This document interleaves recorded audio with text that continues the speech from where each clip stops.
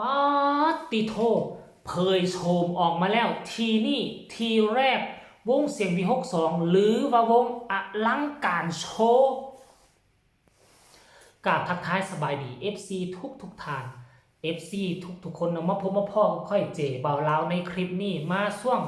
แรงทานผู้ชมเห็นบ่มันมีอย่างแตกต่างบ่พวกเจ้าเห็นหัวข้อ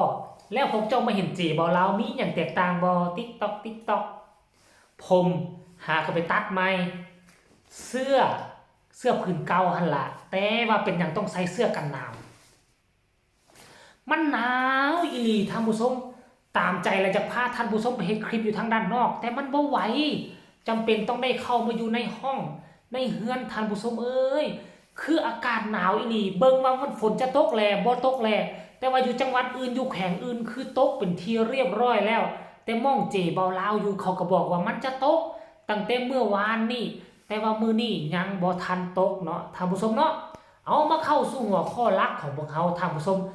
นี่อาจจะเป็นคลิปแรก YouTube ช่องแรกบ่ที่ได้เฮ็ดท่านผู้ชม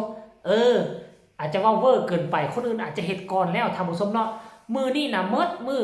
พวกเฮาก็กำลังมัวเมาติดตามน้องอาอายและพอนกพงศกรแล้วก็กับญานุเนาะลักษณะคือว่าเพิ่นพาน้องอาอายไปชดเชยหรือบ่ที่ผ่านมาเกิดวันสำคัญต่างๆเนาะเขาพักทั่วประเทศน้องอาอายก็อาจจะบ่ได้ลิ้นน้ำพออาจจะบ่ได้ไปน้ำญานุแต่ว่ามื้อนี้ด้วยความว่าวางพอดีบ่ตรงกันวางพอดีบ่มีธุระทางใดน้องอาอายก็เลยยอดใส่ทั้งญานุเพิ่นก็ขีนใจบ่ได้เพิ่นพาไปแล้วยังบ่พอเพิ่นยังเอาพอนกพงศกรไปนำมันก็เลยเฮ็ดให้ครบเครื่องเนาะแต่ว่าบ่เห็นแต่ญาล้ำเนาะท่านผู้ชมเนาะบ่ฮู้ว่าญาล้ำเพิ่นอยู่จังไดไปจังไดกินจังไดเนาะไปนำผู้ใดอันนี้บ่ฮู้เด้อปรากฏว่าบ่เห็นเนาะหรือว่าไปนำกันบ่ไปสอดส่องเบิ่งหลายครั้งบ่เห็นแต่พอนกพงศกรเห็นแต่อันน่ะญานุแล้วก็เห็นอีกผู้ชาย3คนเนาะน่าจะเป็น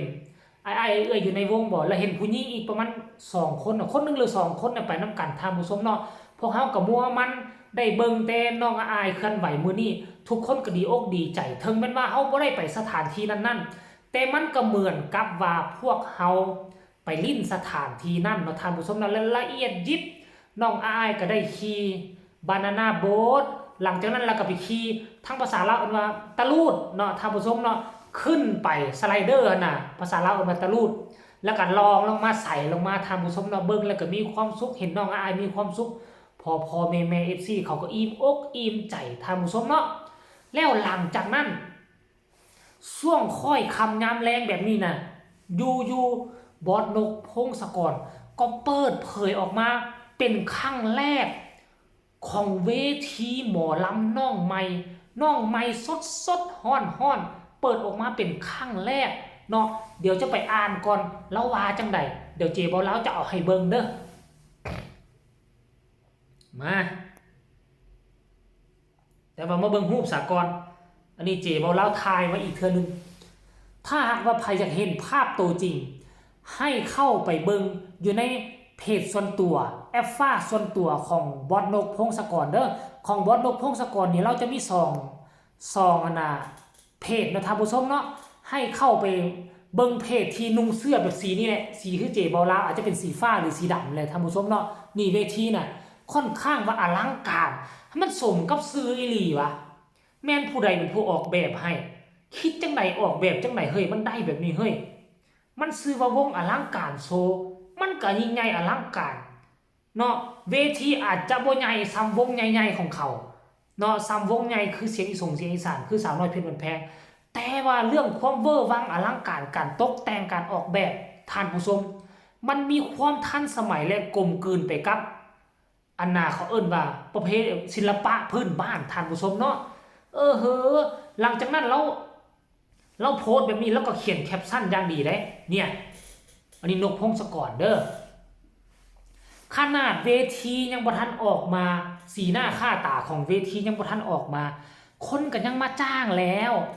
ศิลปินก็แต่ละคนก็นับตั้งแต่คนบอกคนร้อยมือกอกมือก่อนศิลปินหมอลำต่างก็พากันสนอกสนใจทั้งที่ยังบ่เห็นรูปแบบของเวทีรูปแบบของวงมามื้อนี้ได้เปิดเผยค่อยเชื่อว่า คนทั่วประเทศหลั่งไหลกันมาสมัครงานแน่นอนเนาะเอ้ามาอ่านมาแล้วครับว่าซั่นรูปแบบสากเวทีหมอลำอลังการโซบริหารงานโดยนพพงศกรบอสนุว่าซั่นดูแลและจัดการโดยผู้จัดการใหญ่หมอลำแฟนคลับ .com จัดการงานโซโดยครูอย่างไหมอันนี้ครูเบลบ่ท่านผู้ชมน่าจะเป็นเบลเนาะอลังการโซระบบเสียงกบซาว2008ขอฝากหมอลำเรื่องต่อก่อนทำน้องขอนแก่นราคาเริ่มต้น200,000กว่าเนาะ230,000หา200,000อีกอย่างนี้หา280,000บ่ท่านผู้ชมเนาะน่าจะแม่นเนาะเฮ้ยคันผิดก็ต้องขออภัยเด้อเนาะ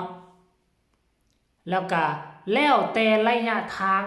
คันมอเขาก็จะเอาประมาณ230,000คันไกลแน่นึงก็280,000เนาะแล้วแต่คุยกันแล้วแต่ระยะทางเพิ่นว่าเนาะฝากเป็นอีก1ตัวเลือกให้กับทานเจ้าภาพด้วยนะครับว่าซั่นเบอร์โทรติดต่อตึกๆเนาะโอเคท่านผู้ชมหลังจากนั้นเราโพสต์ไปบ่กี่เท่าใดคนก็ให้ความสนใจหลากหลาย FC แฟนคลับของ